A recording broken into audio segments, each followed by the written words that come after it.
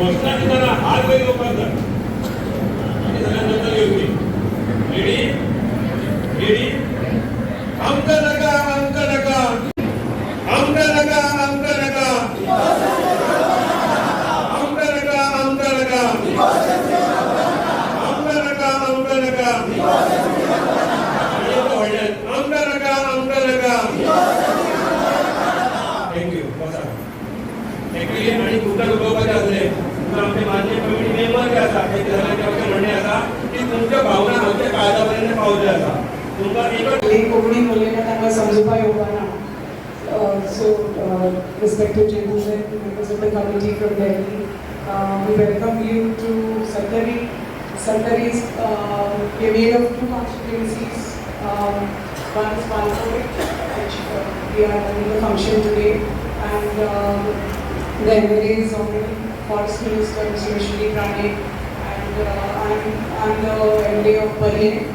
So all our people are, you see, are gathered up from Santari, and we thought that the meeting is about the eco-sensitive zones, which you clarified it's about eco-sensitive areas.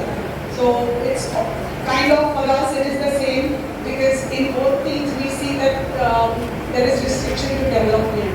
And here, as it is, if you see our area, and if you must have done a survey, most of our area is covered by forest. And unfortunately, since 1999, Mahadev Wildlife Sanctuary was notified, and we are part of the Mahadev Wildlife Sanctuary. So since then, people residing in the sanctuary were not part of the sanctuary before, but their houses are in the sanctuary, their work is in the sanctuary. We are Goa's Santari produces the highest milk production is from Santari, because like Mr. P.D. Mote, he said from the Dangar Samaj, we have a lot of people who have dairies and farms here, but they are all part of the sanctuary now, all part of the forest. And the conflict with the forest and our people is ongoing for generations now, which we are trying to resolve. Since the sanctuary, people are suffering because it has been notified as a sanctuary. What development they were doing? They were doing farming there, they were doing dairy farming, but all that was reduced because of a lot of restrictions. They couldn't cultivate their farmlands because it was declared as a sanctuary. If you see, we have two IDCs here in our Santari, which are medium scale, small scale industries. Two of our panchayats, we have mining, which is Isule and Honda Panchayat, but unfortunately since 20, their mining has stopped, so there is no mining. But as we all know, the blocks have been, not in these areas, but blocks have been auctioned, and we are hoping that transportation will start. But as you said, eco-sensitive areas also, you don't allow mining, you don't allow like a thermal power plant, you don't allow large-scale development or industrialization or like red flag industries. So we don't know, we have two IDCs here, and they create employment for quite a few of our people.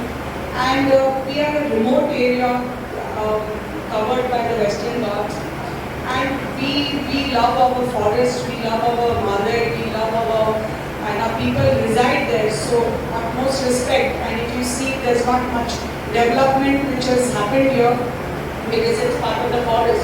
So we haven't attempted to destroy the forest.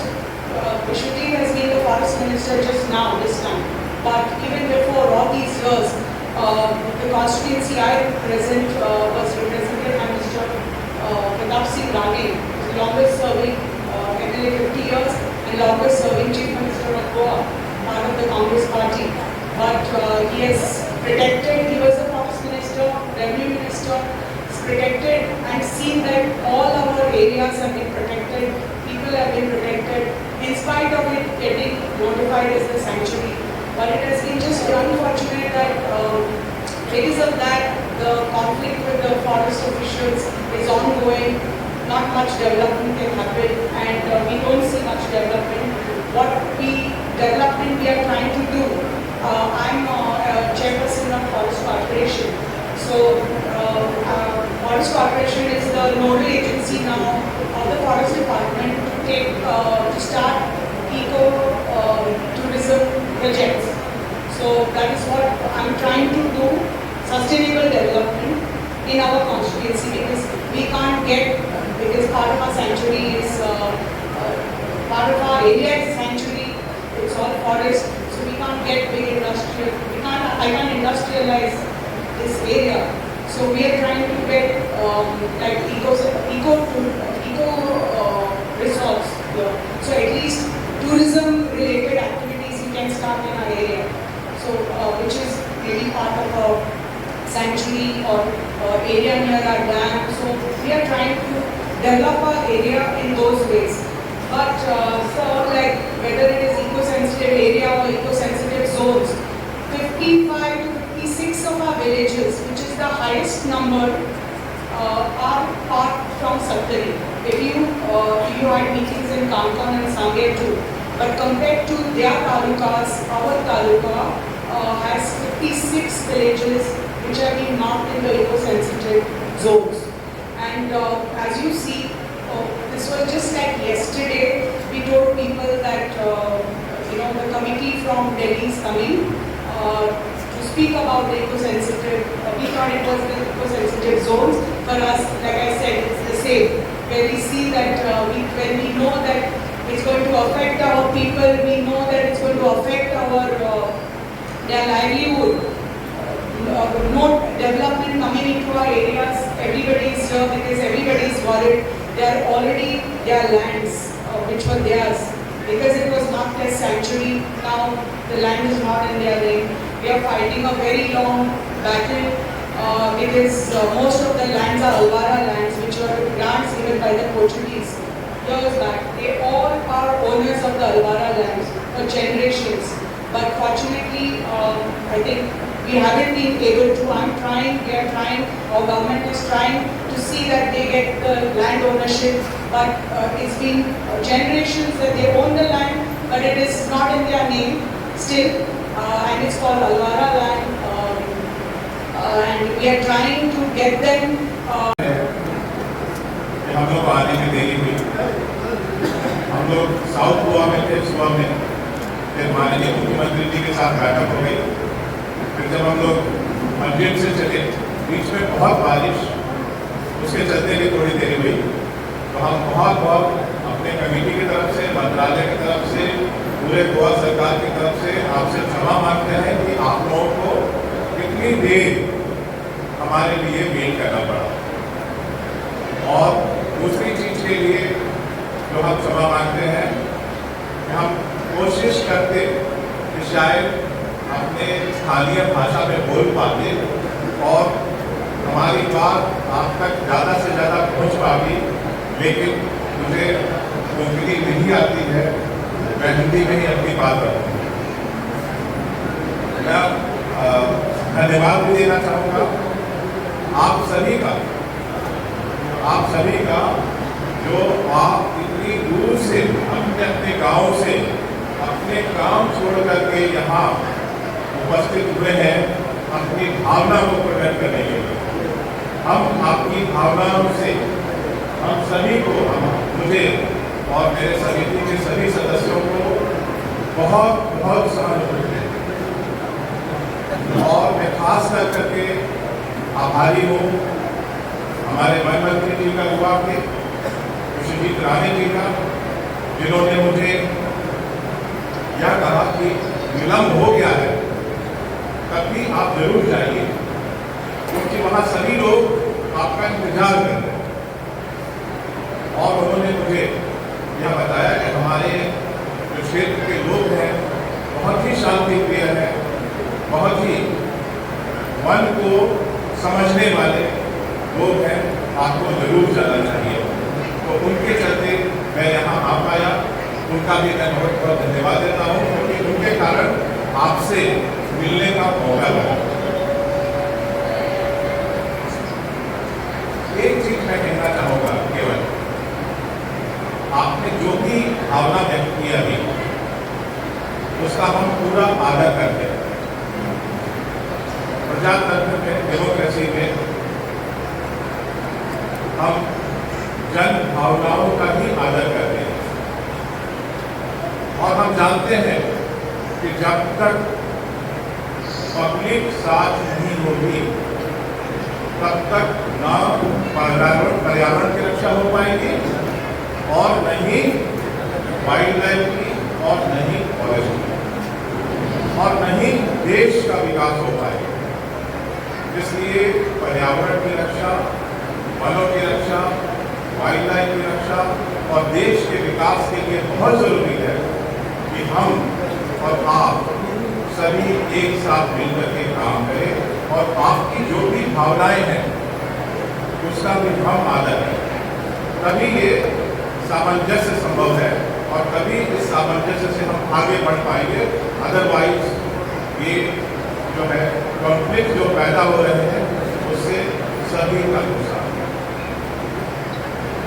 दूसरी चीज जो मैं clarify करना चाहता हूँ यहाँ पे कि अभी हम जो बात कर रहे हैं वो इको सेंसिटिव एरिया की बात कर रहे हैं। तो इको सेंसिटिव एरिया और इको सेंसिटिव जोन दोनों ऐसा लगता है कि दोनों एक ही चीज है,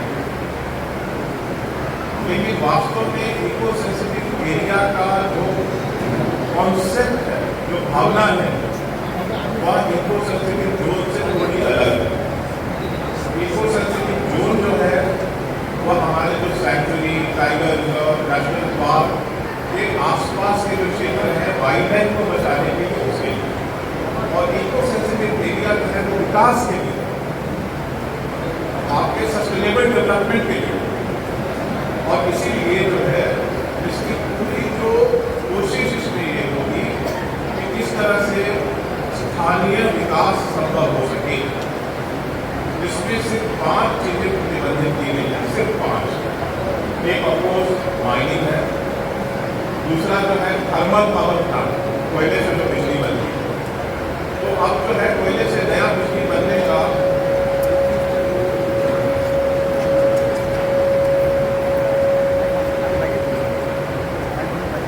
बिजली बनने का गोवा में तो क्या पूरे वेस्टर्न कोस्ट के गुजरात से लेकर के तमिलनाडु तक कोई राज्य ऐसा नहीं है जो कोयला से बिजली बनाने वाला, इसलिए भी इसका कोई मतलब नहीं। तीसरा आता है 20,000 स्क्वायर मीटर से बड़ी बिल्डिंग। तो 20,000 स्क्वायर मीटर बहुत बड़ा होता है। शायद हमने पंजिम से यहाँ आते हुए कोई ऐसी बिल्डिंग देखी नहीं, तो उसकी भी कोई समस्या नहीं होनी चाहिए। चौथा है 50 हेक्टेयर या 1,50,000 हेक्टेयर से ज़्यादा की कोई एरिया डेवलपमेंट, वो भी हमने न गोवा में देखा है न ऐसा कोई प्लान। और पांचवा है जिसको हम बोलते हैं जो बहुत प्रदूषण फैलाने वाली जो इंडस्ट्री है, जिनको हम रेड कैटेगरी इंडस्ट्री बोलते हैं। ये सिर्फ 5 ही चीज़ें प्रतिबंधित हैं और बाकी जो भी है इसमें वह विकास के लिए, ताकि किस तरह से स्थानीय विकास जो है जिसको हम आजकल बोलते हैं सस्टेनेबल डेवलपमेंट, वो हो सके। और उसके बारे में हम चर्चा कर सकते हैं क्या होना चाहिए, क्या सहायता मिलनी चाहिए, क्या उसका प्रिंसिपल होना चाहिए, किस तरीके से हम करेंगे और हमारी लोगों की आय कैसे बढ़ेगी। जैसा कि माननीय MLA साहब ने बताया कि लोगों को बहुत परेशानियां हो रही हैं, वो अपनी डेयरी को नहीं बढ़ा पा रहे, अपने पशुपालन को नहीं बढ़ा पा रहे। लेकिन क्या हम कुछ ऐसा कर सकते हैं इस नए PSA के माध्यम